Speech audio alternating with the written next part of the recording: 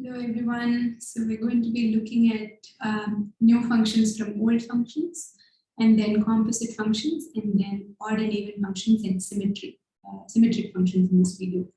Now, given two functions f and g, it's pretty easy to get new functions using these two functions.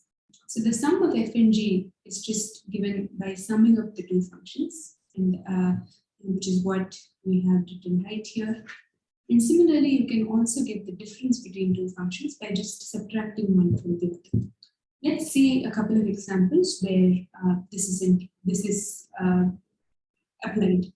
So in the left panel, I have an example where we have a cost function. The cost function is given to us, and that's C of Q, which is AQ cube plus BQ squared plus CQ plus B. Now we want to plot something called the average cost function, which is A of Q, which is nothing but C of Q divided by Q. So this entire expression is divided by Q, and you get this expression here. And what we've done is we've written the first part. If you notice, AQ squared plus BQ plus C takes the form of a quadratic expression, so that can be graphed as a parabola. B by Q looks like your 1 by x curve, and that can be graphed as a hyperbola. Now if you have Q on the x-axis and cost on the y-axis, AQ squared plus BQ plus C is going to look like a U-shaped parabola. And that is plotted here as the green line. Notice that you only have 1/2 of the parabola here. That's because this is a parabola that's going to be, 1/2 is going to lie on the other side of the x-axis, and there is one portion lying on the positive part of the x-axis. Now we're dealing with quantities here, so the cost of producing something cannot be negative. So we are restricting our focus only to the positive values or non-negative values of Q. So that's why you have the green line. And then the pink line represents B by Q, and that's a standard, that's a very typical hyperbola, just like how you have y is equal to 1 by x curve, this is similar. Now, AQ, or the average cost curve, is just a sum of these two curves. So how do you generate that curve? At each point, at every Q value you have, you sum up the values of the green line and the pink line. You read off these two, and you sum them up, and then you plot them. That's going to be on your average cost function. And like that, you plot out values for all Qs that you have here, and then you plot that all together, you end up with the average cost function. Now, if you notice for lower values of Q, the average cost function is going to lie closer to the hyperbola because that has a higher value. Whereas when you come to higher values of Q, your At higher values of Q, your quadratic function has a higher value. So your average cost function is going to be closer to your quadratic function, the parabola. So this is an example where you sum two functions. There's another example where you take the difference between the two, and a classic case is where you draw a profit function, which is the difference between revenue and cost function. Now, in economics, you often write profit function as pi of Q. Pi doesn't refer to the irrational number here, but rather it's just a terminology to refer to the profit function. And so let's see how these three curves are depicted here. Now, revenue is a function of price. So if you're selling each unit at the same price, your revenue is going to be a straight line. Now, cost function is given to us by this green line. And now the difference between revenue and cost gives us each value of the profit function. So R minus C here. So at this quantity level, C lies above R. So R minus C is, if my C is greater than R, then the profit is going to be negative. Costs are more than revenue, so profit starts with a negative value. It continues to be negative until this point where revenue equals cost, so the profits are 0. And then after this level, you see that your revenue line is steadily above the cost line, so your profits continue to rise until this point again, where we have 0 profits. And then after this point, costs are greater than revenue, so you have negative profits. And in this part of the profit curve, you see that the profit rises as the difference between your revenue and cost functions is widening. And then you hit peak profit here, which is where the gap between R and C is also bigger. Anyway, so that's another example where you take the difference between two functions and plot out another function. Now, in a similar way, you can also get product of two functions and quotient of two functions, which is fairly straightforward. Of course, the quotient is only defined when the denominator is not 0. Now, let's look at composite functions. These are often depicted as f of g of x or g of f of x. So there's a function within a function. So the function inside is called the interior function and the one outside is the exterior function. So how do you approach a composite function? So you move from the inside out. So first you apply the interior function to x and then you get a value for that. And then you apply the exterior function to that expression.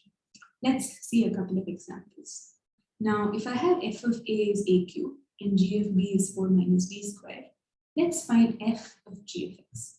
So when I do f of g of x, the step 1 is to apply g to x. So which means just write g of x, and that's 4 minus x squared. Now I apply f to this expression, and f is nothing but to cube whatever input is being fed into it. So 4 minus x squared, the whole cube is the answer.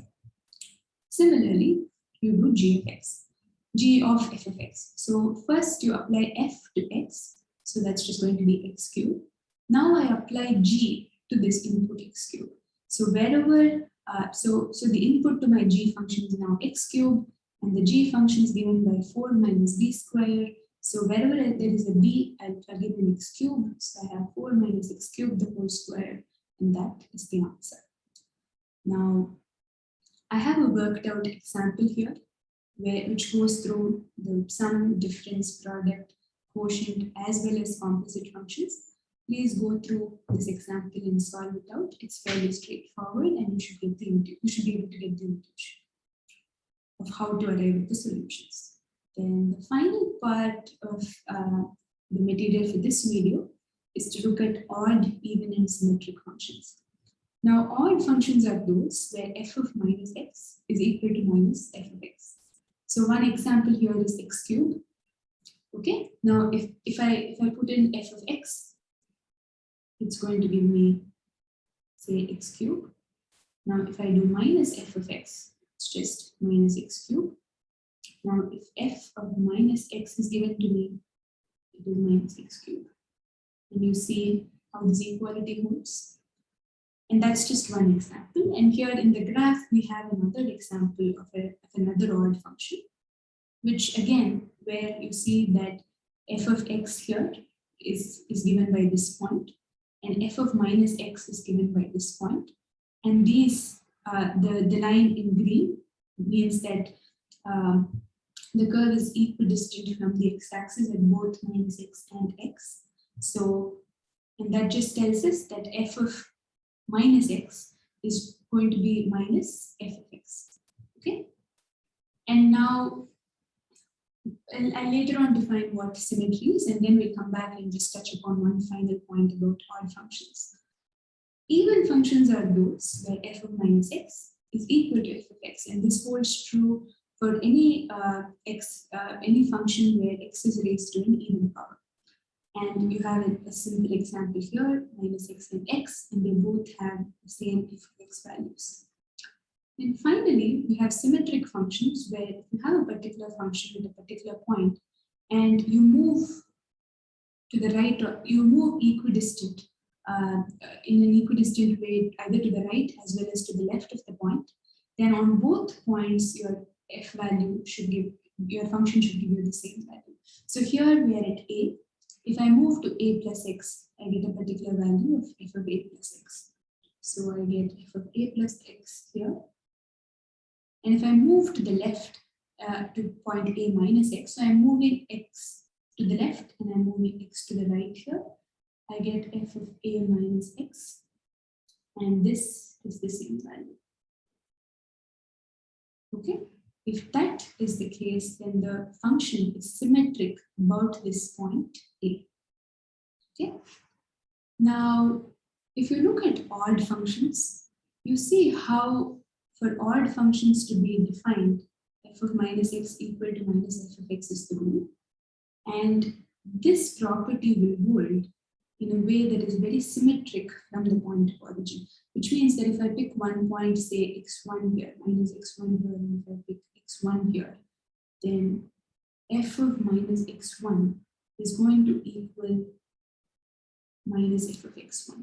So if I move equidistant from the origin and pick 2 points, then the function of the property of odd functions is going to hold there, and it's symmetric about the origin. If you look at even functions, if you move equidistantly from the y-axis, the property of even functions is going to hold. So, and that's clearly visible in this particular example. So I move x points to the left and x to the right, and the property holds. So even functions are symmetric about the y-axis. So that's about the material I have for this video. I'll see you in the next one.